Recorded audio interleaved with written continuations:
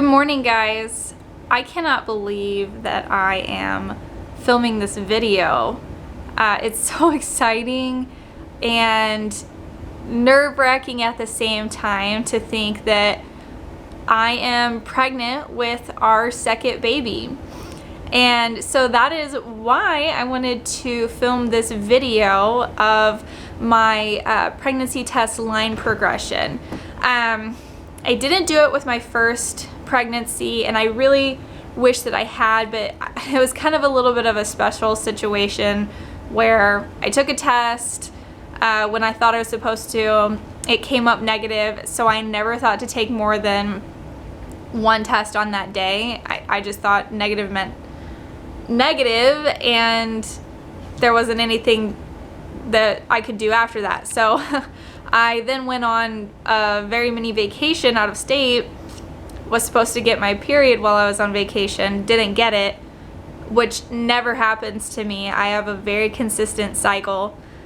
And so that's when I thought to take another test, and that's when I got a positive when I was already at, I think, maybe 20 DPO. I can't remember. But this time around, I wanted to kind of document it a little bit differently. I wanted to film pregnancy updates.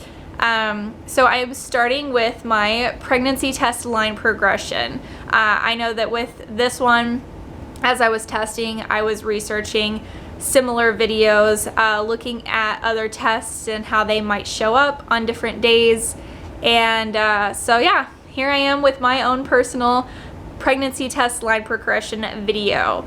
So I ended up taking two different forms of tests, or more like different brands. I used the first response, and then I used the Dollar General, just $1 test. And I started out actually with the Dollar General ones, mainly because I thought, you know, those are cheaper, and so I might as well just waste those first.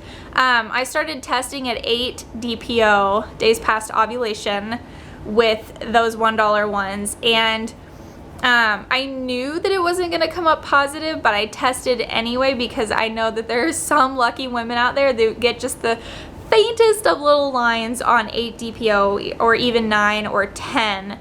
10 is when I think most women start to get their first faint line. So here I'll show you those ones first, and then I'll show you the first response ones and how those lines progressed for me.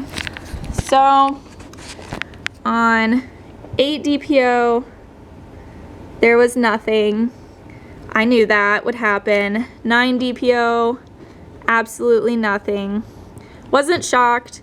10 DPO, I did get a faint line, but obviously it's so faint that you can't even see it here on this video. Then on 11, there was a little bit stronger of a line. And on 12 DPO, it was enough of a line to be very clearly positive. I stopped taking these tests at 12 DPO, and I continued on with the first responses. So at 10 DPO, I did get a faint line. It was very easy for me to see it after a few minutes, but when I showed it to my husband, he was a little confused. He thought that it would show up a little bit stronger, so I kind of explained to him that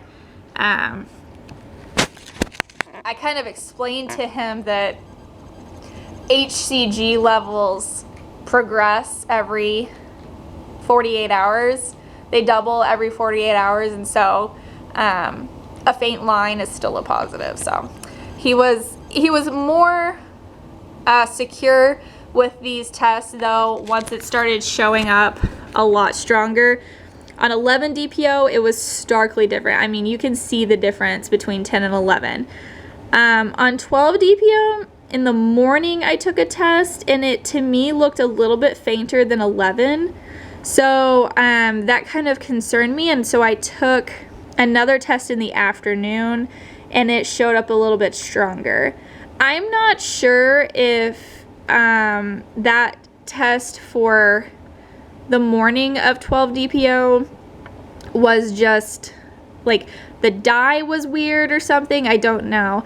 But I know that each time I tested in the afternoon, I would always get stronger positives than I would in the morning. And I remember that throughout all of these tests that I took. So then I took another test on 13. It got a little bit darker. 14 DPO, it started to get about as dark as the control line. And 14 in the afternoon, it was darker than the control line. So that is when I stopped taking my pregnancy tests, and I decided to call my doctor and schedule an appointment. So I have my first appointment for an ultrasound on April 1st. I will be 9 weeks pregnant at that point, and then the next week I will meet with the doctor. I do have a different doctor this time around, and a completely different hospital than my first, just because I switched insurances. The first time around I had insurance through my work, and I decided to get a different insurance plan, and so I'm unable to go to my original doctor, which was really, really hard for me to deal with, but I'll go into that a little bit more in a different video that I will be filming coming up. So I will be filming pregnancy updates. I hope to also film a birth vlog. Again, I know nothing about this hospital that I'm going to, other than I know it's a good hospital, but I don't know what their filming policies are. So hopefully they will let me film or document this. So keep your eye out for any upcoming videos on pregnancy updates, and I will hope to see you in my next video. Bye.